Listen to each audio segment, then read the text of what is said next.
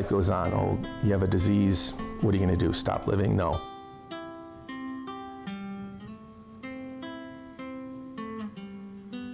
I'm John Rybak. Pretty much was a suburban boy my entire life.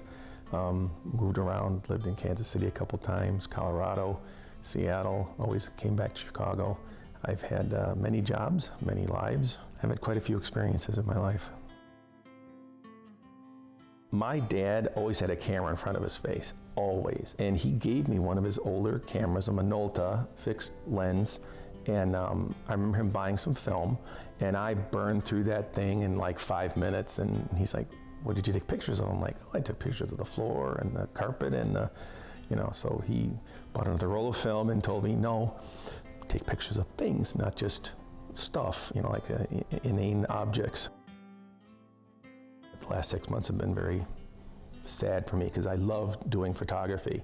It was the one thing that even in all of the struggles and problems I had in my life and the different changes and places I lived and jobs I had, I still had my camera. I could still be creative.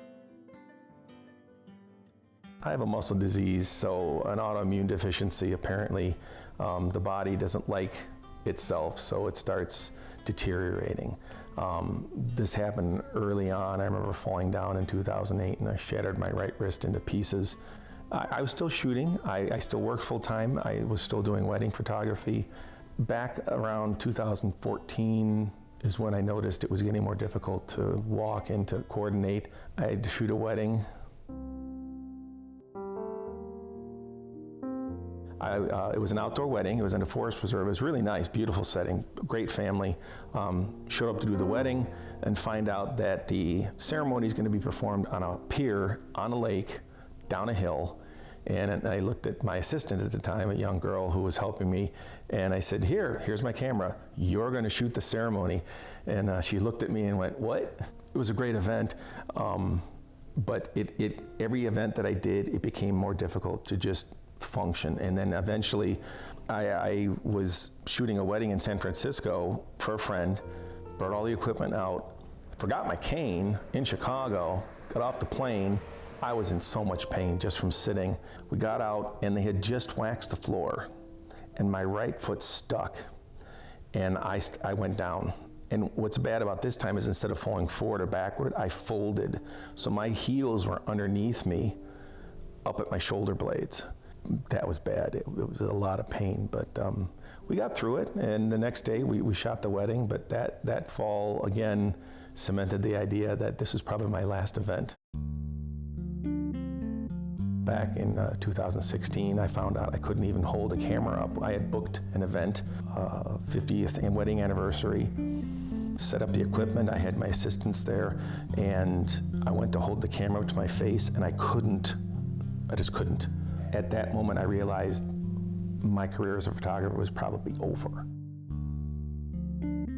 What's weird about this disease is that no one knows really about it. There's very few people that have it. There's no cure for it, so there's no treatment for it. Many doctors, even a neurologist I just saw down here in Florida, said, I've heard about it in my 30 years experience, but never seen anybody. I can still work, I can still type, I can just open a beer. Sometimes I have to have somebody open it, but walking is the biggest problem. And what's funny is I have to keep my legs straight. In order for me to stand, I'm in a lift chair, but then I'm still stuck. I'm at a 45-degree angle, so one of the weird things I have to do, and people make fun of me, is I have to squirt a little water on the carpeting. I put a little water, it kind of makes the floor a little sticky. So that's one thing that I've had to learn, is always keep a little bottle of something. I got evaluated this week for a wheelchair, and I thought, oh boy, what a defeat that is. But then I was just thinking the last couple of days, I'm like, I'm actually kind of excited to get a wheelchair. I was like, how screwed up is that? That's weird, but I don't go anywhere. I don't do anything. I can't go anywhere. So the wheelchair will open up a whole nother option for me of going out and actually being a human being and having fun. What's funny is I bought a camera at Christmas that was lighter, and I thought, I'll be able to hold this because it weighs only like, half a pound.